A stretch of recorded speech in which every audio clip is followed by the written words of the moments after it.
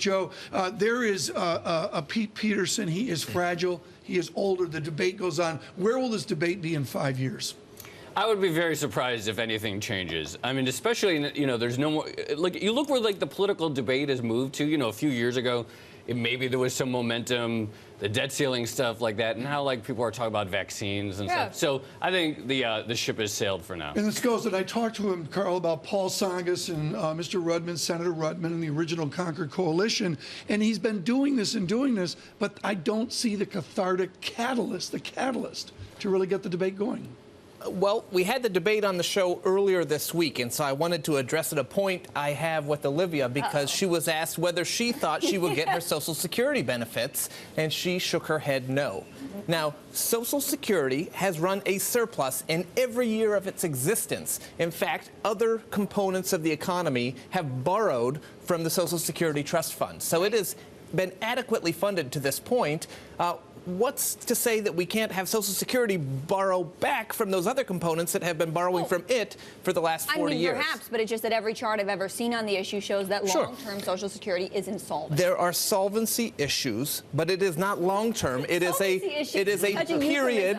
It is a short-term period when the baby boomers go into retirement. Once we get beyond that period, when the baby boomers have passed, then it's solvent again. So the issue is simply workers to retirees. So immigration reform, Carl, we just need more workers. So immigration reform is an answer, or there are a myriad of solutions. Right, it's a good point. Joe? I mean, ultimately, isn't, this all sort of a fiction, the idea of a Social Security trust fund and so forth? Ultimately, won't the decision to cut Social Security have to be a political one, not one about some accounting bucket? And if so, where would the political impetus ever come for? Well, it's a political decision because it won't be funded when all the baby boomers are in the middle of their retirement years. First we got to get people to work. Brendan Greeley, this I think is the chart of the moment and defines slack. Bring it up here. Greater than 27 weeks. This is structural unemployment, and we're nowhere near back to where we were for a good 20 years. And I think this chart is a good answer to Pete Peterson's question, which is, of course, the long term matters. But people who have more discretionary income, who can think for the future, economists, for example, tend to think about long-term problems. People think about what are their wages right now? Do they have a job right now? Yeah.